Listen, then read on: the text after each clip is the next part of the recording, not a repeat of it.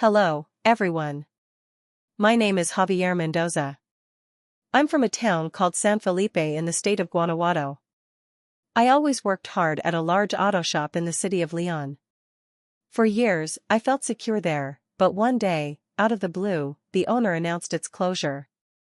We were all left out on the street with no explanation, no fair severance.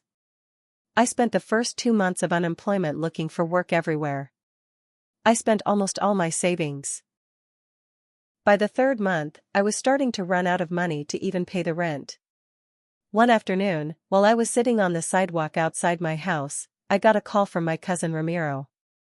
He lived in Celaya and had always been like an older brother to me. He asked how I was, and I couldn't hide the desperation in my voice. Ramiro told me not to worry anymore, to come and work with him. He had a business restoring old Ford pickup trucks, which he then sold to collectors in the United States. He assured me that if I worked alongside him, I'd get back on my feet in no time. I gratefully accepted his offer and promised to be there in a few days. I sold almost all my belongings and moved to Celaya in an old, barely functioning truck. I rented a small room near Ramiro's workshop, a noisy place full of tools, scrap metal, junk, and disassembled engines. The atmosphere was heavy with oil, dust, and the smell of burnt gasoline. From the very first day, Ramiro showed me the whole process. Buying rusty trucks, taking them apart piece by piece, sanding, rebuilding engines, repainting. There was a team of 5 workers. One of the office managers was a young woman named Mariana. She must have been about 26. She was light-skinned, with long, straight hair, honey-colored eyes, and a small but well-proportioned figure. Mariana handled the sales administration and parts purchasing. Ramiro introduced me to her and asked her to explain the business operations, parts pricing, and dealing with U.S. clients. From the very first moment, working close to Mariana made me nervous. Her voice was sweet but confident. I felt attracted to her in a way that was hard to control. Weeks passed, and I became indispensable at the workshop. I learned quickly, did the heavy work, and also handled shipments to courier services. Mariana and I started spending more and more time together. We shared breakfasts, quick lunches. We exchanged jokes, and when no one was looking, intentional brushes of hands or glances that lasted a moment too long. Although I tried to hide it, it was obvious I had fallen in love with her. Every time I saw her smile or walk in her fitted skirt among the old trucks, I felt breathless.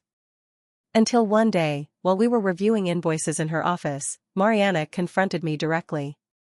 She asked me point-blank if I liked her. I froze. I confessed that yes, I hadn't stopped thinking about her since we met.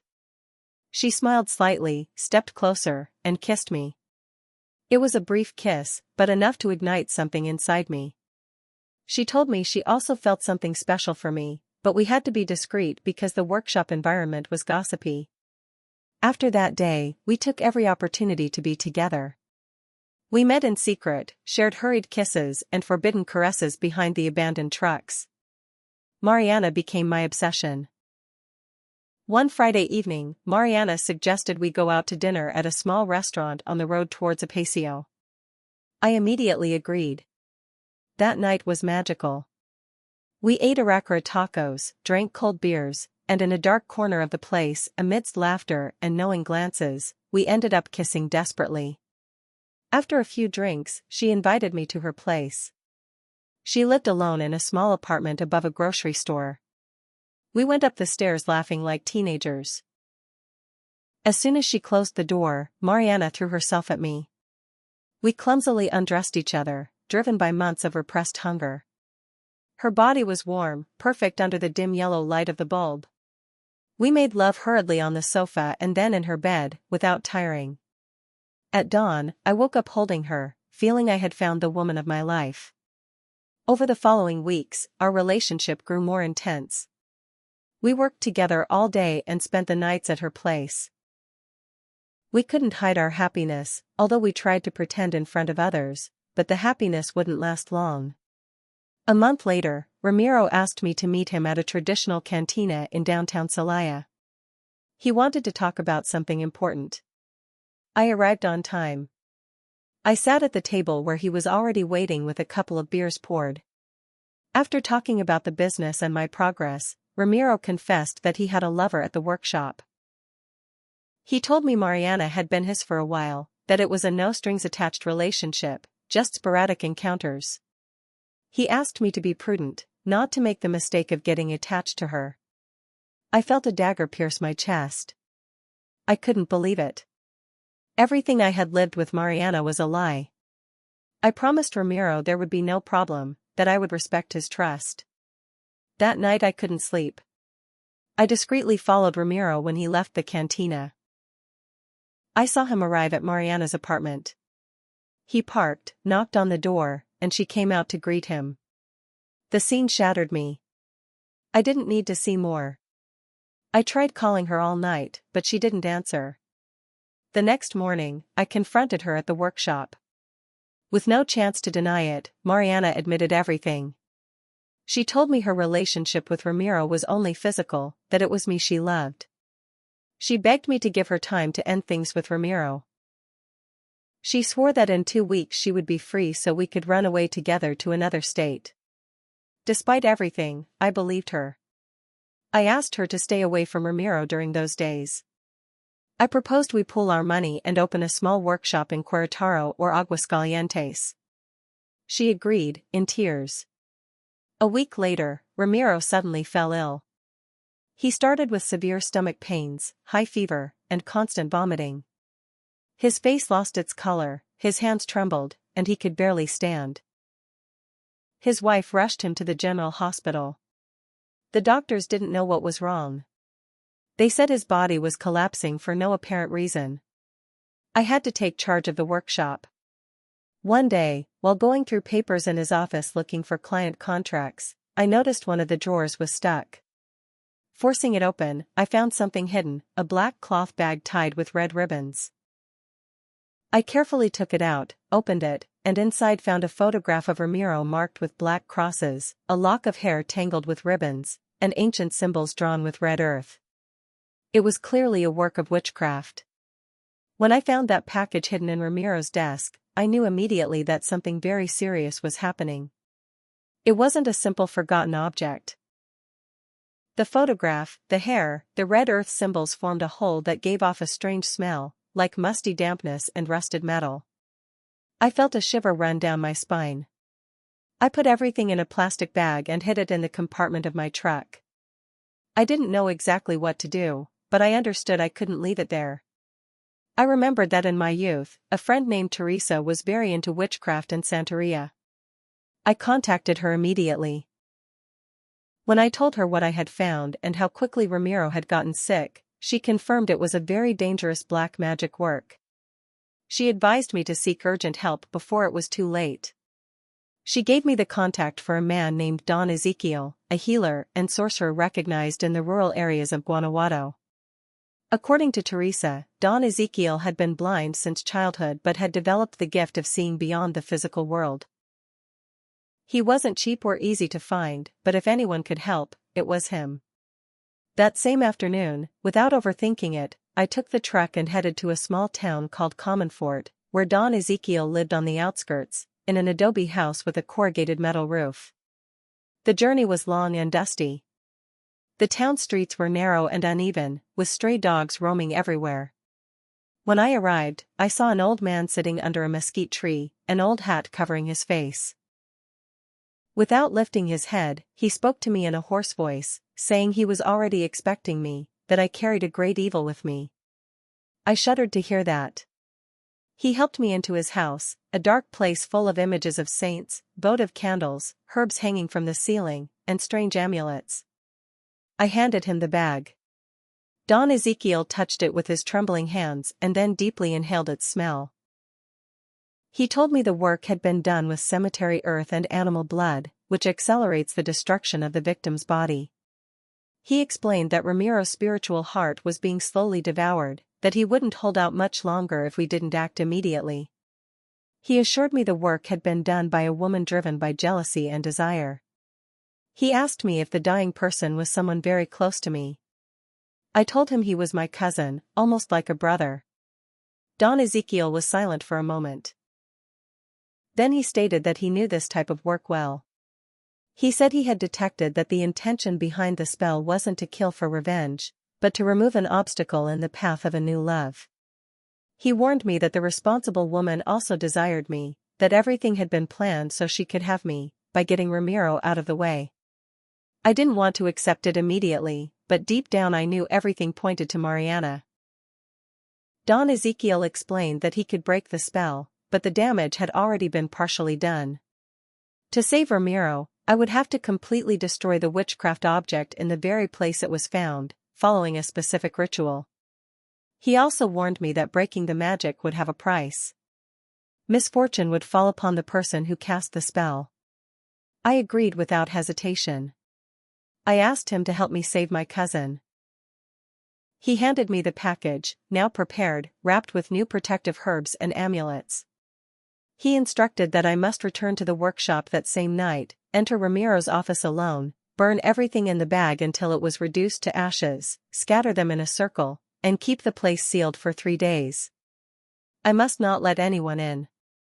Additionally, he gave me a small obsidian amulet that I had to wear around my neck throughout the process to protect me from any spiritual retaliation. I returned to the workshop late at night. The place was deserted, lit only by a few old lamps. I took out the key to Ramiro's office. I closed all doors and windows tightly and proceeded to follow the instructions. I placed the package in the center of the floor. I sprinkled it with the liquid Don Ezekiel had given me, which smelled strongly of alcohol and rotten herbs. I set it on fire. The flames were green for a moment and then turned an intense reddish color. The room filled with thick, heavy smoke. I waited for everything to be completely consumed. Then, using an old broom I found in the storage room, I scattered the ashes in a circle, just as I was instructed. I locked the office and went home with a dazed head. During those 3 days, I tried to stay calm.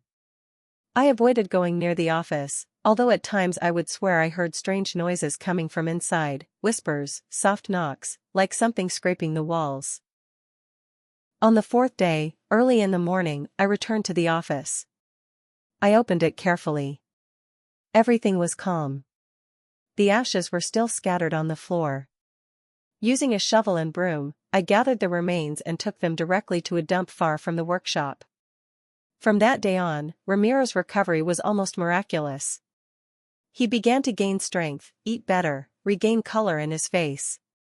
The doctors couldn't explain how his body regenerated so quickly after being so close to death. As Ramiro improved, Mariana began to change. At first, she tried to act as usual, but she was visibly nervous, agitated. She sought me out insistently, wanting to see me, constantly sending me messages. One day, while I was having lunch at a carnitas stand near the workshop, I received a call from her. She begged me to see her. She said she urgently needed to talk to me.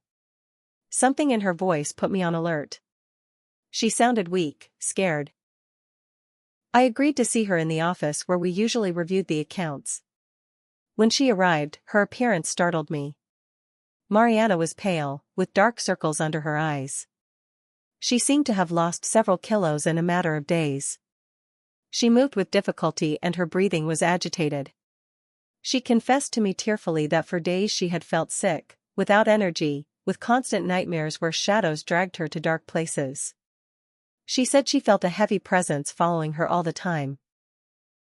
She begged me to tell her if I knew anything about witchcraft, if I had done something to harm her. I couldn't hide my disgust. I replied that I knew everything, that I had found her black magic work hidden in Ramiro's office and that I had already destroyed it. Mariana burst into tears, saying she had done it all for love, that her intention wasn't to kill anyone, just to remove obstacles from her path. She begged me to help her, not to let her die. I looked at her in silence, remembering Don Ezekiel's words. I knew that any intervention could reverse the process, but I also understood she had to pay the price for what she had done. I told her coldly that I couldn't help her, that everyone faces the consequences of their actions. Mariana staggered out of the office, her face distorted. From that day on, her health deteriorated even faster. Rumors started at the workshop. Some said Mariana had fallen victim to the evil eye. Others swore she had been cursed for messing with committed men. I said nothing, just silently watched her waste away day by day. A week later, they stopped seeing her at the workshop. The next news I heard of her came through an anonymous call. Mariana had been admitted to a psychiatric hospital, completely out of her mind, delirious, saying she saw demons dragging her into a black hole. After I found out that Mariana had been hospitalized, I focused completely on the workshop. Ramiro was now almost fully recovered. He walked better, had gained weight, and his demeanor was very different from weeks before. Every day he thanked life for his improvement, although deep down I knew we had touched forces that were better left undisturbed. Ramiro never knew exactly what had happened. I only told him I had found something strange in his office and had made sure to clean any negative energy that could affect him. Oblivious to it all, he thanked me heartily and promised I would always have a place by his side in the business. During those days, I noticed the workshop's atmosphere changed. It seemed lighter. The workers also commented that the environment wasn't as heavy as before, that it felt different, calmer. Some even said they used to see shadows or hear voices, but now all that had disappeared. One morning, while organizing papers in the office, I received an anonymous letter that left me frozen. Opening it, I immediately recognized Mariana's trembling handwriting. In the letter, she told me that since her internment, she suffered horrible visions. She saw deformed creatures lurking around her bed. She heard voices accusing her of betrayal and felt her soul being torn away little by little. She begged me to forgive her and, if I could, to pray for her soul, as she felt death was very near. I put the letter in a drawer without answering it. I didn't know what to say. Inside me, a part felt compassion, but another knew her fate was the consequence of her own choices. It wasn't my responsibility to save her. A few weeks passed. The workshop grew, more orders for restored trucks came in, and the U.S. clients did good business with us. Ramiro, seeing the success, decided to open a second location in Salamanca and offered me the management. I accepted without hesitation. It was an opportunity to start over, away from the memories of everything that had happened. While we were organizing the move for the new location, a trusted friend named Joel told me something that left me uneasy. He said he had heard from a nurse at the psychiatric hospital where Mariana was that she had died inexplicably. According to the nurse, one night Mariana started screaming desperately, saying shadows had caught up with her. Hours later, she was found dead in her bed, with an expression of absolute terror on her face. The news shook me. Although I knew it was the result of her witchcraft, I couldn't help but feel a knot in my stomach.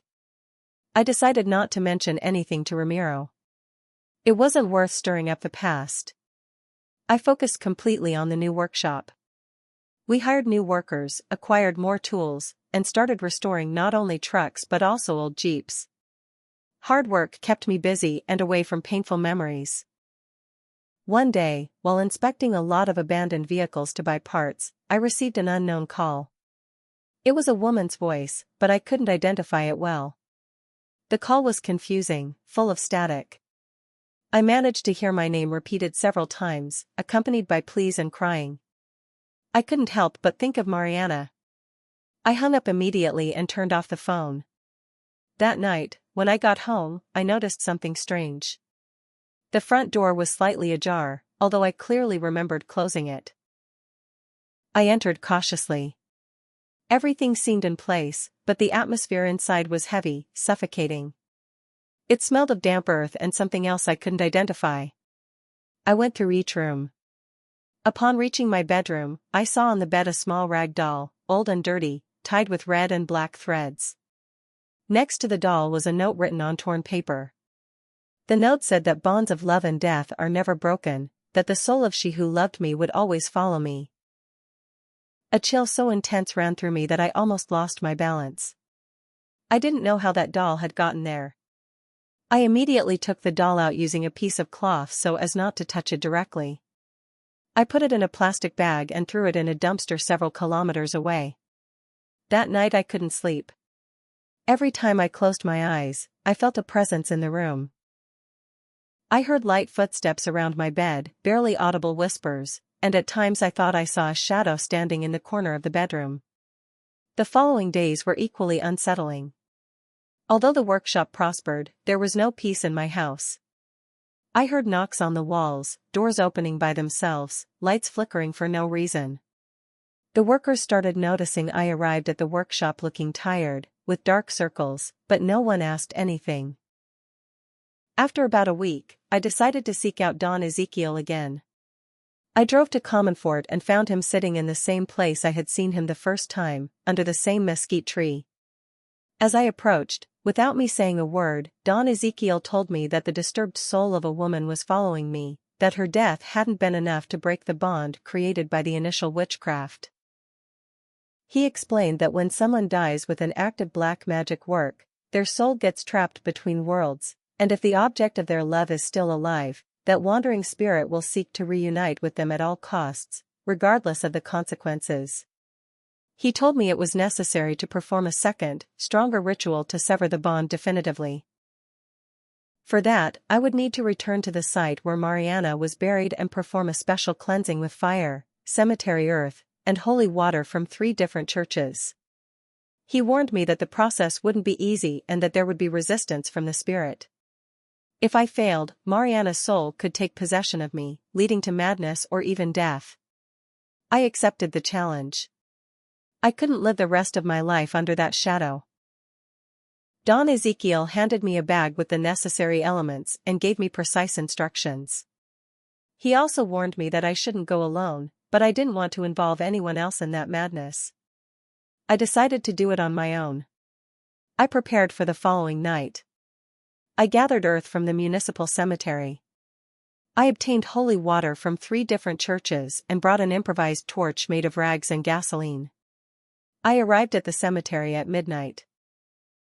The place was cold, silent, only broken by the distant howl of some stray dog. I located Mariana's grave following the directions I had obtained. It wasn't hard to find. It was a simple headstone, new, still without much wear. I placed the earth forming a circle around the grave. I sprinkled the holy water at the 4 cardinal points and lit the torch. As the fire grew, I began to recite the words Don Ezekiel had taught me. The air turned icy suddenly. The flames moved unnaturally, as if fighting something invisible. I felt a pressure in my chest, like a huge hand squeezing my heart. Suddenly I heard a piercing scream, a sound not of this world. The ground trembled slightly under my feet, and a shadow emerged from the headstone, writhing and lunging at me. I held the torch with both hands and raised it high, closing my eyes and repeating the words over and over. I felt a blast of hot wind that knocked me onto my back. When I opened my eyes, the shadow had disappeared. The torch flame went out on its own. The atmosphere became silent again, but this time I felt that the weight I carried in my soul had lightened. I left the cemetery in a hurry, without looking back. When I returned home after the ritual at the cemetery, I felt completely exhausted. Every muscle in my body ached, and my mind could barely stay focused. However, something inside me had changed. The air felt lighter. The oppression I had been dragging for days was gone. As soon as dawn broke, I decided to clean my entire house. I opened doors and windows to let in fresh air. I lit copal incense and passed holy water through every corner, just as Don Ezekiel had recommended. I didn't want to leave any trace that could serve as an anchor for dark energies. Over the following days, I noticed that the strange phenomena in the house ceased. I no longer heard whispers, or knocks, or saw shadows. I could sleep peacefully for the first time in weeks. At the workshop, things were also going better than ever. Sales went up, more clients came from the United States, and Ramiro, now fully recovered, was more enthusiastic than ever. About a month passed in relative calm. However, one afternoon, while supervising the restoration of an old Jeep, I received unexpected news. Joel, my trusted friend, informed me that a man was asking for me at the main workshop in Lyon. According to Joel, it was a stranger, an older man, who said he had important information about my recent past. I didn't know what to think. I asked Joel to find out more details. That same night, he called me to say that the man had left a message for me. He said that the work I did to break the bond had been effective, but that it wasn't completely finished. According to him, there was a spiritual residue that, if not neutralized, could become active again under certain conditions. The message left me uneasy. I didn't understand how someone else knew about what I had done, much less someone I had never seen. I decided not to let my guard down. Over the following weeks, I started to feel minor physical discomforts, constant headaches, a feeling of extreme tiredness despite sleeping well. Also, small strange coincidences began to happen. Objects disappearing and then reappearing in impossible places. Fleeting appearances of shadows out of the corner of my eye. The feeling of being watched. It wasn't as intense as before, but it was real. I began to suspect that something had been left unfinished. I remembered Don Ezekiel's words about black magic leaving invisible scars that can open over time if not properly closed. I debated for days about what to do. I didn't want to bother Don Ezekiel again. I felt I had already abused his goodwill enough. However, the situation began to worsen. One early morning, I woke up with a tightness in my chest, feeling as if someone invisible was holding me tightly. I couldn't move or scream. It lasted only a few seconds, but left me trembling with fear. That same morning, I decided to return to Commonfort. I found Don Ezekiel sitting in the same place as always. Without needing an explanation, he already knew what was happening. He told me that Mariana's soul had left a mark on me, a fragment of energy that could act as an open door if not sealed definitively. He explained that to completely eliminate this residue, I needed to perform a closing ritual, something much more delicate than before, because it involved facing Mariana's spiritual echo directly. He warned me that if the process failed, the spirit could become trapped inside me forever. I accepted without hesitation. I knew I couldn't continue living under that threat. Don Ezekiel instructed that the ritual be carried out in a place where the emotional bond with Mariana had been strong. It had to be a site where our emotions had left a deep mark. After thinking about it, I knew exactly where to do it. The small restaurant on the outskirts of Apasio, where we had our first date. I prepared following his instructions. I bought black candles, copal incense, blessed earth, a small wooden cross, and an old mirror, all essential elements for the ritual. I arrived at the restaurant at nightfall. The place had been closed and abandoned for months. I forced the gate a little and managed to get in. The interior was covered in dust, tables and chairs stacked against the walls, the smell of dampness permeating everything. I lit the candles, forming a circle in the center of the place. I placed the mirror in front of me, the incense in the center, and marked the floor with the blessed earth, following the instructions I had been given. I began to recite the closing words. The temperature in the place dropped sharply.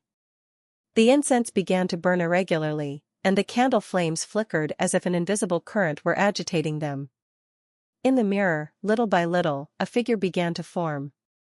It wasn't a reflection, it was a blurry shadow that slowly took shape. I recognized Mariana's features, her face distorted by pain, her eyes full of reproach and despair. I felt something trying to pull at my soul, as if an invisible force wanted to drag me into the mirror.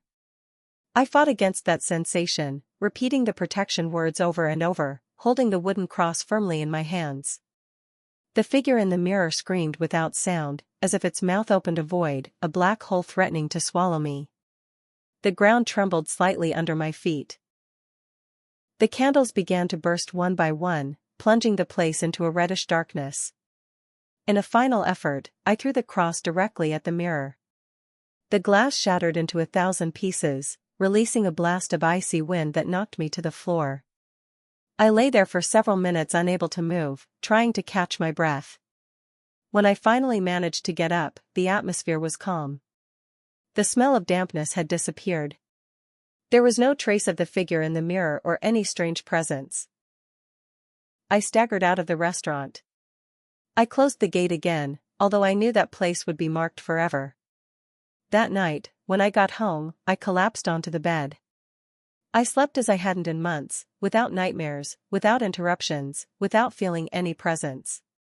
The following days confirmed that the closure had been successful.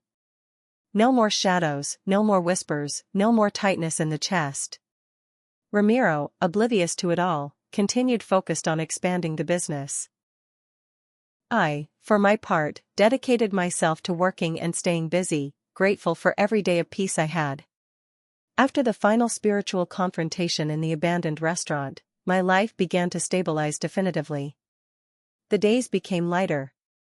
Work at the new workshop prospered, and the nights were calm, without presences, without whispers, without shadows. I devoted myself fully to expanding the business alongside Ramiro. We hired more staff, improved the facilities, and in less than a year, we had clients from several states in the Republic and some more formal contracts with buyers in Texas and California. Despite all the stability I had regained, I couldn't help but occasionally remember everything that had happened. The memory of Mariana was still present in my mind, but no longer as a threat, rather as a silent warning of how far human obsession can go and the danger of playing with forces one doesn't understand. Little by little, I also allowed myself to open my heart again. I started dating a young woman from Salamanca named Andrea, a simple, kind woman, completely removed from the workshop world and everything related to what I had experienced. With her, I learned that love can be built from tranquility and respect, without the need for drama or unhealthy obsessions. However, life didn't want to let me forget entirely. One Sunday, while Andrea and I were strolling through downtown Guanajuato City, we came across an artisan market. Among the stalls, there was one selling antique objects, photographs, religious relics, amulets of all kinds. I felt drawn to that place for no apparent reason. While examining the objects, I noticed something that chilled my blood, a small, old silver medallion with the figure of a heart pierced by thorns. I immediately recognized the design. It was almost identical to the one I saw inside that first witchcraft package I found in Ramiro's office. I felt a shiver run down my spine. The vendor, an older man with a weathered face, noticed my reaction. He told me that medallion was part of a collection that had arrived from a batch of objects recovered from abandoned houses in Celaya. Without a word, I left the stall and walked away with Andrea. That night, I had trouble falling asleep. It wasn't fear, it was the feeling that some scars, though invisible, never fully heal. I knew I had severed the spiritual bond, I knew I had sealed the open doors, but I also understood that some traces of the past remain in the darkest corners of the world, waiting for an opportunity to resurface. During the following weeks, I decided to take additional precautions. I visited 3 churches in different municipalities and asked for blessings for my house, my workshop, and my family. I discreetly hung protective amulets in strategic places, not out of fear, but out of respect for everything I had learned. Life went on. Andrea and I got formally engaged and began planning our wedding for the following year. Ramiro, happy with my growth, offered me full partnership in the businesses, and together we opened a 3rd workshop in Irapuato. Although outwardly everything seemed normal, I never completely let my guard down. I knew that once you come into contact with the occult, its imprint remains like an invisible tattoo on the soul. Sometimes, while working alone in the workshop during the long restoration nights, I thought I heard faint whispers like distant echoes caught in the wind. They weren't threats or active presences, they were memories, remnants of a story that had marked my life forever. I never heard anything more about Mariana's family. Her grave, I was told, was abandoned by her relatives. Over time, it became overgrown with weeds and forgotten, as if they wanted to erase any trace of her existence. What I did hear through vague rumors was that several people in the hospital where she died reported strange visions weeks after her death. Some patients claimed to see a young woman with long hair lurking in the hallways during the early morning hours, looking for something or someone she never found. I didn't want to investigate further. I learned that there are curiosities best left unsatisfied. Now, years later, as I write all this as a way to release the last burdens of that era, I understand that I survived not only because of Don Ezekiel's help or the rituals performed. I survived because deep down, I never let desperation or desire completely cloud my judgment. I left obsession behind. I faced my mistakes and chose life. But always, on the quietest nights, in moments when the soul finds itself alone with itself, I can feel deep within my being that there are invisible wounds that only those who have walked the paths of darkness can recognize. And I know that although I won this battle, the echo of everything lived continues and will continue to accompany me in every corner of the path I still have to travel.